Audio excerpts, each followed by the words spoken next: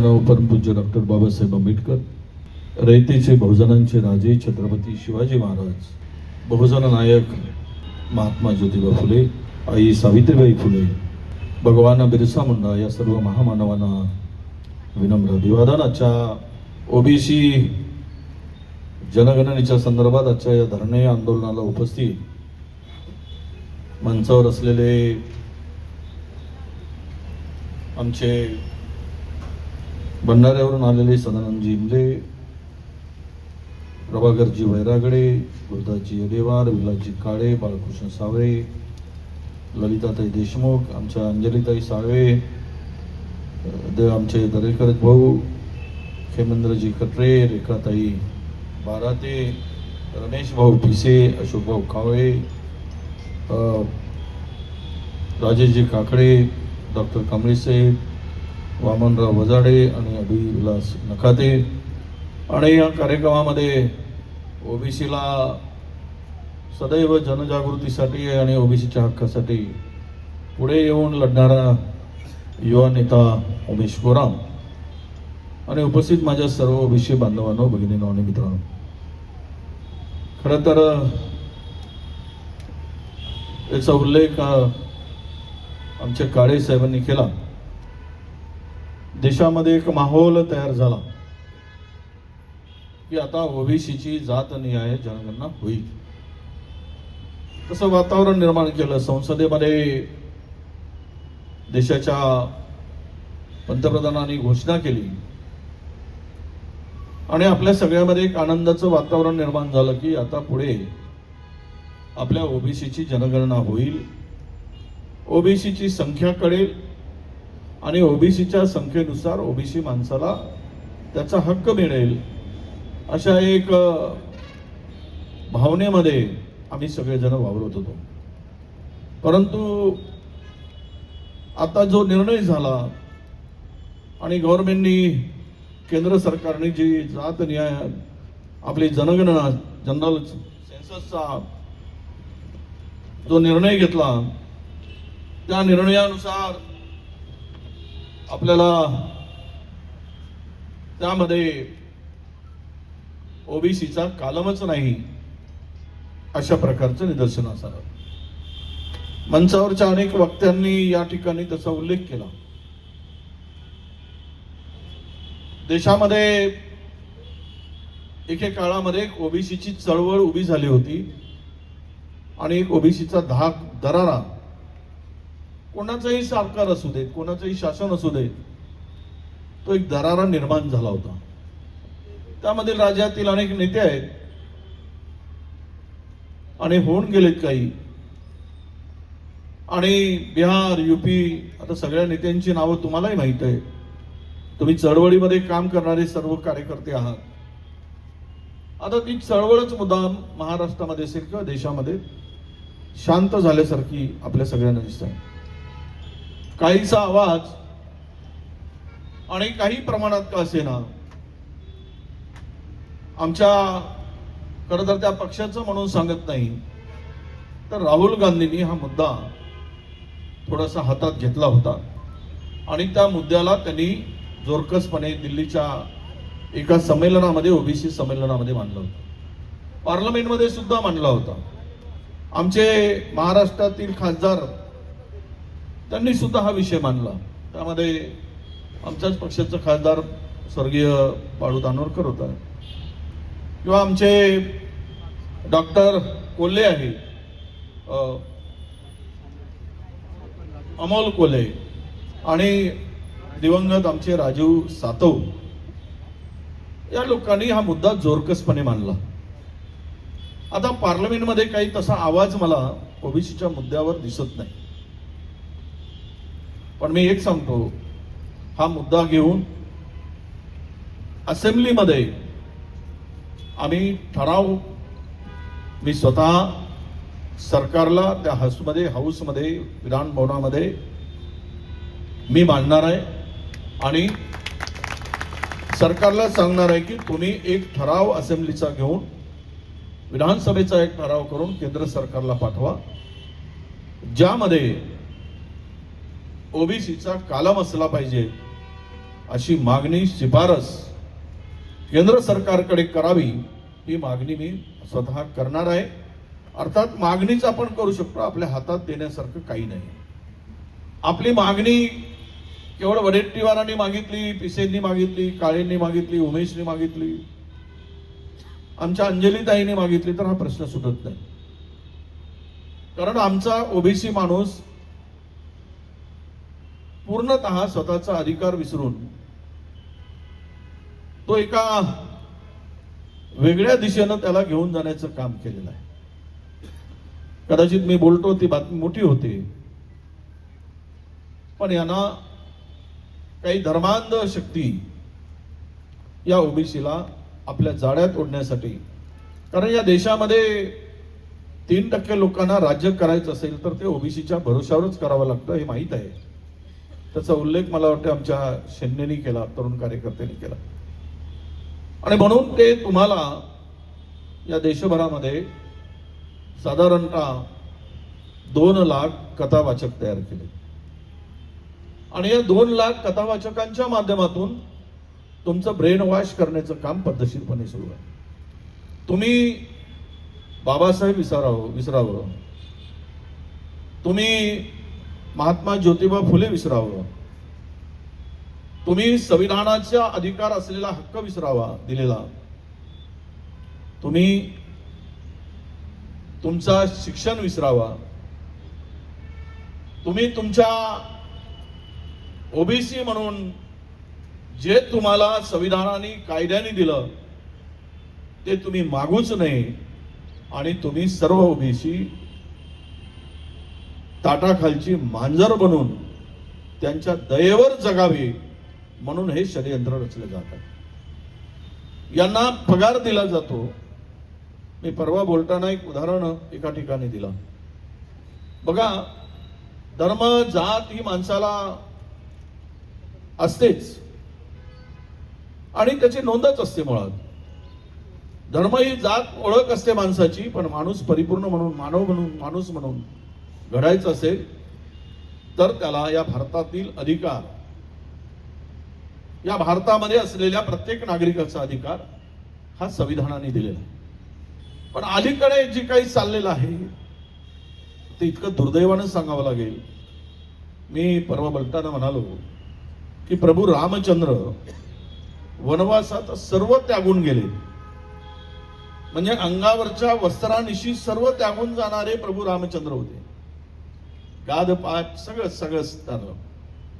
परंतु आता त्याच प्रभू रामचंद्रावर कथा सांगणारे 1 कोटी रुपये घेतात आणि एसी गाडीमधून येतात, विमानात प्रवास करतात.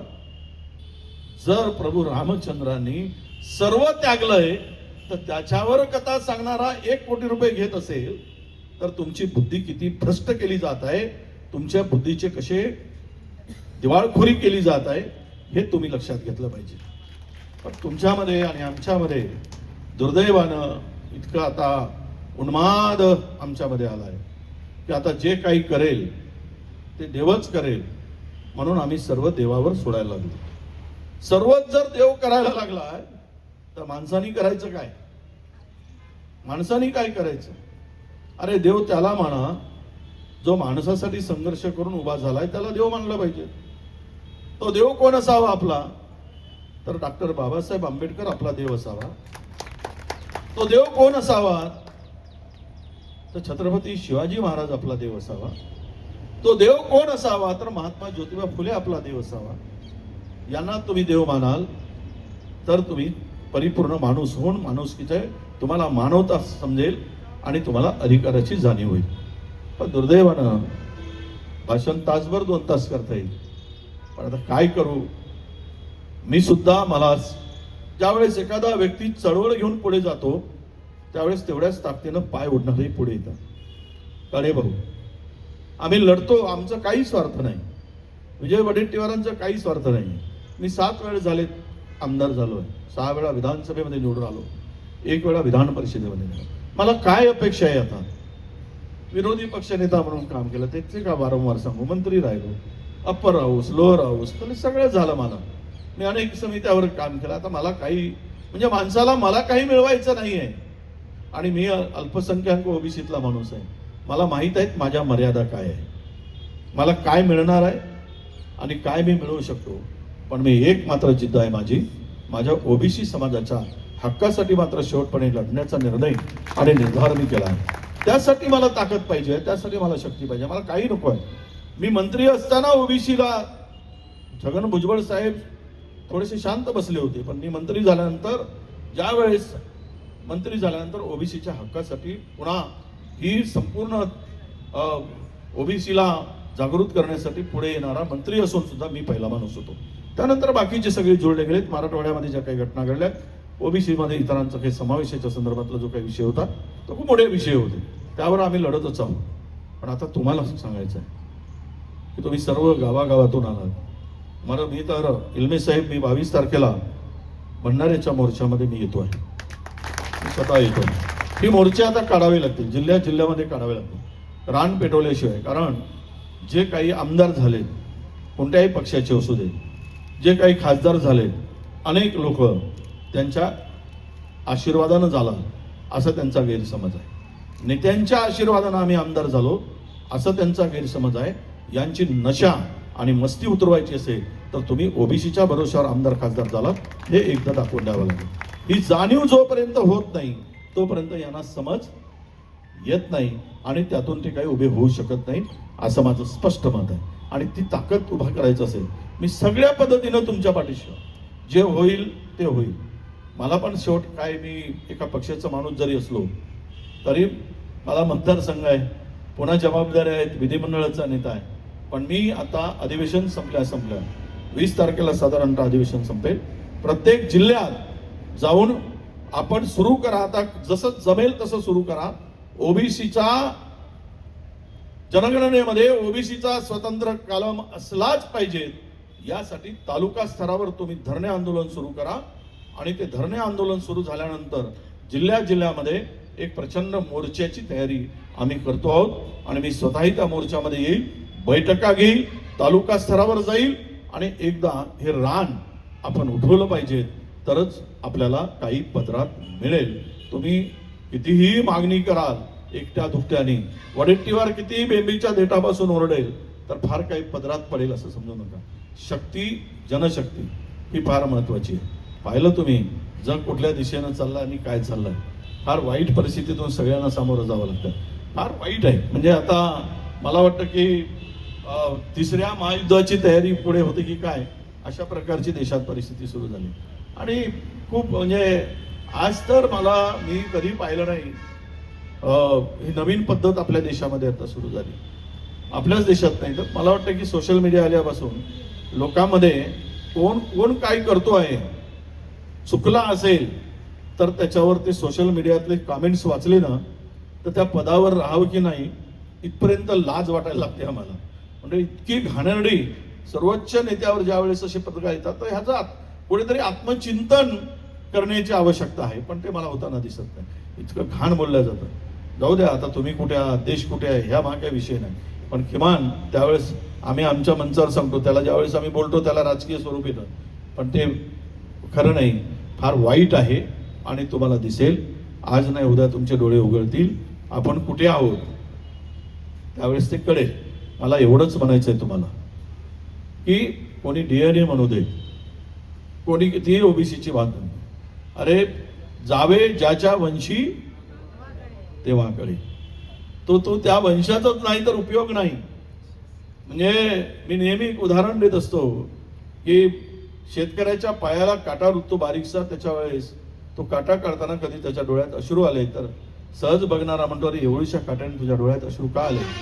त्या काट्याच्या वेदना ज्याच्या पायाला रुततो त्यालाच त्या वेदना कळत असतात, दुसऱ्याला त्याच्या वेदना कळत नसतात. तुमच्या पायाला, आमच्या पायाला काच, खडगे आणि काटे रुतले आहेत. ते काटे काढताना तुमच्या डोळ्यात आलेले अश्रू, त्याच्या वेदना, त्याच्या भावना ते बघणाऱ्याला कळत नाही, जो भोगतो त्याला कळतात. आणि म्हणून हे जे सांगतात उंटावरून शेळी हाकणारे की आमचा डीएनए आहे, आमचा अमुक आहे, आमचा तमुक आहे, हे बकवास जर असतं तर ज्यांनी पाठ थोपटून घेतली या 50% वर ओबीसीच्या स्थानिक स्वराज्य संस्थांच्या निवडणुकामध्ये काय झालं त्याचं. सरकार बदलतात. पूर्वीची सुद्धा महाविकास आघाडीची सरकार होती, त्यावेळेस आरोपीच्या पिंजऱ्यामध्ये आम्हाला उभं केलं होतं, कारण हे सरकारने ओबीसीचं आरक्षण स्थानिक स्वराज्य संस्थामधला घालवलं म्हणून. आता ठीक आहे, त्यावेळेस कोर्ट कचेऱ्या काय होत्या सगळ्यांना माहित आहे, वकील होते, हे सगळं झालं. पण आज काय झालं? काल परवाचा कोर्टाचा निर्णय हेच सांगून गेला आहे की राज्य सरकारला सांगितलं की तुम्ही 50% आत हे आरक्षणाची मर्यादा बसवा. ओबीसीला किती जागा मिळतात, काय मिळतात, हे आता आमचा अधिकार नाही. मग जर आम्हाला 50% वर पाहिजे असेल किंवा आम्हाला 27% आरक्षण पाहिजे असेल, तर मग उपाय काय? तर उपाय तोच आहे की इम्पेरियल डाटा प्रत्यक्ष वस्तुस्थितीवर आधारित, सत्यतेवर आधारित हे जर केल्या गेलं तरच तुमची संख्या कळेल. आणि अमेंडमेंट केल्याशिवाय केंद्राच्या सरकारने त्यामध्ये दुरुस्ती केल्याशिवाय तुम्हाला तो अधिकार मिळू शकत नाही. मग आता राज्यामध्ये गल्लीपासून दिल्लीपर्यंत नगरसेवकाच्या निवडणुकीमध्ये 5-5, 10-10 हजार वाटणाऱ्यांनी थोडी तरी लाज ठेवून राज्य आणि केंद्रातलं सरकार आपलं आहे, आपण का पुढाकार घेत नाही, का ठराव करून ही सगळी मागणी करत नाही आणि केंद्र सरकारला का भाग पाडत नाही की तुम्ही तिथे निर्णय घ्या आणि ओबीसीचं आरक्षण 27%, स्थानिक स्वराज्य संस्था असू देत की नोकऱ्या असू देत, त्यामध्ये पूर्ण आरक्षण द्या. आणि तो ठराव झाल्याशिवाय आता तुम्हाला मिळणार नाही. याने असं लिहून दिलं आमच्या सॉलिसिटर जनरलनी महाराष्ट्राच्या की नाही, आम्हाला या कंडिशनवर द्या, कोर्टाच्या निर्णयाच्या अधीन राहून स्थानिक स्वराज्य संस्थांच्या निवडणुका घेण्यासाठी आम्हाला आदेश करा. मला सांगा, मागच्या वेळेस नागपूरपासून अनेक जिल्ह्यामध्ये या निवडणुका पार पडल्या आणि त्यावेळेस मला वाटतं 286 की 300 काही जागा किती होत्या त्यावेळेस, 386 जागा ओबीसीला राजीनामा देऊन परत लढाव्या लागल्या. यांच्या बापाचं काय जातं? म्हणजे ओबीसीनी परत निवडणूक लढायची आणि पुन्हा ते आज कोणीतरी कोर्टात गेला की त्यांची निवडणूक रद्द व्हायची आणि पुन्हा नव्यानं निवडणुकीला त्यांनी पुढे जायचं. अशा प्रकारचे ॲफिडेव्हिट कोर्टामध्ये गेला. पण कोर्टाने, माननीय सर्वोच्च न्यायालयाने सांगितलं की असं करता येणार नाही, तुम्ही 50% आत हे बसवून आणा तरच आम्ही निवडणुकीला सामोरं जाऊ. आता 50% आत देवेंद्र फडणवीस सरकार बसवतात का, याकडे आमचं लक्ष. असं जर झालं तर महाराष्ट्रामध्ये मोठ्या प्रमाणामध्ये ओबीसीचं नुकसान होणार. तो स्थानिक स्वराज्य म्हणजे आता जिल्हा परिषदा, नगर परिषदा होऊन गेल्या. उद्या जर एखादा माते फिरू या निवडणुकांच्या विरुद्ध जर कोर्टात गेला तर यातील अनेक जागा पुन्हा कॅन्सल होऊ शकतील, त्यांच्या निवडणुका रद्द होऊ शकतील. हे पाप कोणी केलं असेल तर हे पाप महायुती, आता मी नाव घेऊ शकत नाही कारण त्याला राजकीय स्वरूप आहे, हा मंच नाही. जे आम्ही केलं होतं पाप आणि त्यामध्ये 300-350 लोकांना राजीनामा द्यावा लागला होता, तीच परिस्थिती आता पुन्हा राज्यामध्ये येणार आहे. 1000-2000 लोकांना राजीनामा द्यायची पाळी येणार आहे. पण आम्ही आता जो जाईल त्याच्याकडे लक्ष ठेवलं आहे की बाबा रे जाऊ तरी नका म्हणून. पण हीच जी सगळी परिस्थिती निर्माण झाली, तुम्ही गांभीर्यानं विचार करा माझ्या बांधवांनो, भगिनींनो. आणि आमच्या अंजलीताईंनी एकदा जो एक अभियान राबवला होता, तो अभियान आता पुन्हा आम्ही सर्व मिळून राबवूया. आपल्या घरापुढं पाठी लावा. खरं तर त्या कायद्यामध्ये अशी तरतूद आहे की त्याला विरोध करता येत नाही, तो गुन्हा ठरतो. पण आम्ही किती लोकांवर गुन्हे दाखल होतील, माझ्या घरापासून मी सुरुवात करणार आहे तर किती लोकांवर गुन्हे दाखल होतील या किमान विदर्भ असेल की महाराष्ट्रातील असेल 10-20-25 लाख लोकांनी जर ही पाठी लावली की जोपर्यंत ओबीसीचा कालम असणार नाही तोपर्यंत आम्ही या सेन्ससच्या मध्ये जनगणनेमध्ये आम्ही सहभागी देणार नाही. तर ही भूमिका स्वीकारली तर मला वाटतं गुन्हे बिन्हे काही होते. कायद्याचं काय घेऊन बसलो. पण आमची मागणी आहे, ती मागणी आपण त्या पद्धतीने रेटून लोकांपर्यंत ही जनजागृती होईल आणि सरकारच्या पर्यंत कानावर ही बाब पोहोचेल. UGCच्या संदर्भात पाहिलं तुम्ही, कायदा केला, रद्द केला, त्याला स्थगिती दिली, कोणी किती लोकांनी विरोध केला. म्हणजे बहुजनांनो, तुम्ही उद्याचे गुलाम होणार आहात, त्याची सुरुवात झाली. ओबीसी बांधवांनो, तुम्ही गुलाम होणार आहात. तुम्ही एवढंच नका बघू. काय मला तर भीती वाटते की हजारो वर्षापूर्वीची व्यवस्था पुन्हा या देशामध्ये निर्माण होईल. तुमचं स्थान कुठे असेल, काय असेल, मला भीती वाटायला लागली. आणि ही भीती इतकी भयानक आहे, ज्याच्या डोक्यात जे समजेल, ज्याला कळत असेल त्यालाच कळत आहे. नाहीतर आम्ही चाललो आहे, आम्ही कथा वाचनाला चाललो, आम्ही भागवत सप्ताहामध्ये चाललो, ते आम्हाला सांगताय ते आम्ही ऐकतोय, ते ऐकलंच पाहिजे. अध्यात्म हा माणसाला काही वाईट हे शिकवत नाही, पण सांगणारे मात्र अत्यंत चुकीचं सांगत आहे. त्यामुळे ते आपण किती विश्वास ठेवायचा. त्यामध्ये मी अनेक ठिकाणी जातो, उद्घाटनाला बाहेर करतो, त्यावेळेस मला जे वाचतात ते पूर्णतः खोटं सांगतात. आता मी नेहमी म्हणत असतो तिथे जाताना, मी नाही पाहिला रे बाबा, तुम्ही वाचन करता, मी देव नाही पाहिला, मला देव भेटला पण नाही, मी देवळात पण देव पाहिला नाही, पण मला देव मात्र तिथे दिसतो. माणसाची सेवा केली की माणसामध्ये मला देव दिसतो, तोच माझा खरा देव आहे. हे आम्ही नेहमी भाषणातून सांगतो. देव तिथे आहे, पण हा देव आम्हाला तुम्हाला उद्ध्वस्त करणारा देव जर कोणी सांगत असेल तर तो देव तिथे नाही. देव सेवेमध्ये आहे, देव माणुसकीमध्ये आहे, देव मानवतेमध्ये आहे.